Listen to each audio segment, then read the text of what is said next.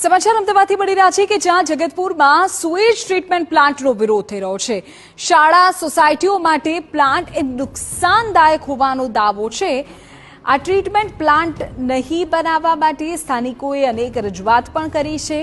રજૂઆતો છતાં તંત્ર દ્વારા પ્લાન્ટ બનાવાતા સ્થાનિકોનો વિરોધ।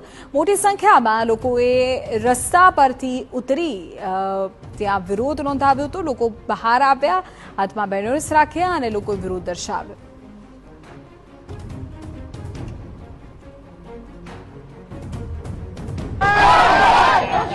સોલા નજીક આવેલ જગતપુરમાં સુએજ ટ્રીટમેન્ટ પ્લાન્ટ નાખવાનો સ્થાનિકો દ્વારા વિરોધ કરવામાં આવી રહ્યો છે। અત્યારે આપ જોઈ રહ્યા છો કે જગતપુરના જે આસપાસની સોસાયટીના રહીશો મોટી સંખ્યામાં એકત્ર થયા છે।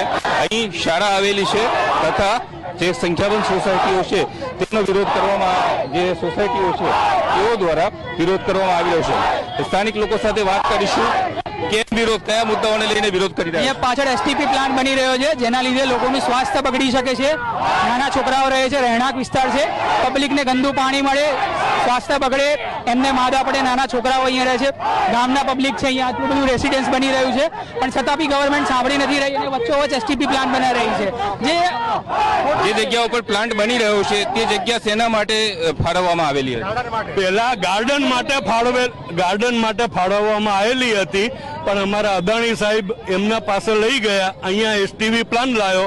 હવે એની અંદર લોડિંગ અનલોડિંગની અંદર જે વાસ આવવાની એ તો કોઈ રોકી નથી શકવાનું, અને એની અંદર જ જે જમ્સ બધામાં ફેલાવાના, એના માટે ગવર્મેન્ટ શું કરવાની? અને 24 કલાકનો મશીનનો અવાજ તો ચાલુ જ રહેવાનો। કેટલો ખતરો લાગે છે આ પ્લાન્ટ આવવાને કારણે? ખતરો એટલો બધો છે કે લોકોના જનજીવન રહેવું મુશ્કેલ થઈ જશે અહીંયા, અને ખરાબ વાસી લોકોના આરોગ્યને નુકસાન થશે અને આવનાર પેઢીને પણ એટલું મોટું નુકસાન થશે કે જેનું સહન નહીં કરી શકે। શું કહેવામાં આવ્યું હતું અગાઉ?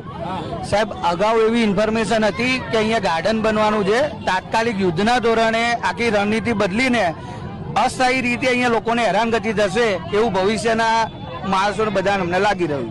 અહીંથી સ્થળાંતર કરવાની વિનંતી છે। કેટલી સોસાયટીઓ ઇફેક્ટેડ થવાની છે આમાં? અહીંયા લગભગ 32 જેવી સોસાયટીઓ આજુબાજુની ઇફેક્ટેડ થશે, અને સૌથી વધારે જગતપુર ગામ નજીક આવેલું છે, અને આજુબાજુ 1 કિલોમીટરની અંદર ઘણી બધી સોસાયટીઓ આવી રહી છે, નવી બની રહી છે। અત્યારે હાલમાં 10 થી 12 સોસાયટીઓ રેડી છે, તો લગભગ 10,000 જેવી પબ્લિકને ઇફેક્ટ થાય એવું છે।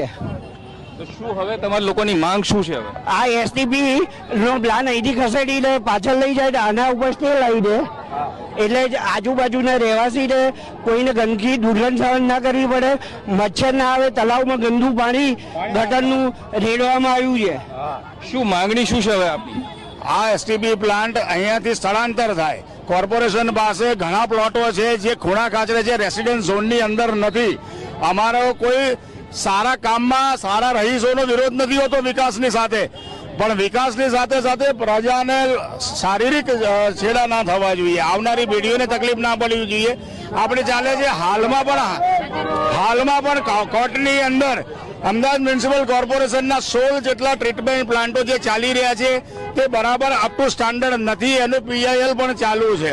આપણે જાણીએ છીએ કે અખબારોના માધ્યમથી બોપલ ને બીજી બધી જગ્યાએ જે તળાવો બનાવવામાં આવ્યા હતા આજે બી તળાવો સૂકા ભટ્ટ છે, અને જ્યાં પાણી છે ત્યાં ગંદુ પાણી છે, જેનાથી ચામડીના રોગો થવાની પૂરેપૂરી શક્યતાઓ છે। આ અસર જ્યારે સરકારી તંત્ર અધિકારીઓ એમ સમજાવે પ્રજાને કે સ્વીડિશ પ્લાન્ટ લાવીશું, સ્વીડિશ પ્લાન્ટ શરૂઆતના 6 મહિના 12 મહિના સુધી તો સારા ચાલશે, આફ્ટર ઓલ તંત્ર તો આ જ અધિકારીઓ ચલાવવાના છે આ પ્લાન્ટને। તો ભવિષ્યમાં આવનારી પેઢીને આના ગેરફાયદાઓથી બચાવવા માટે આપણી પાસે ઘણી જગ્યાઓ છે। જો માત્ર આ છેલ્લો વિકલ્પ હોય તો પ્રજા આ સરકારને વર્ષો વર્ષ ચૂંટીને લાયા છે, તો વિકાસના કામમાં પ્રજા સાથે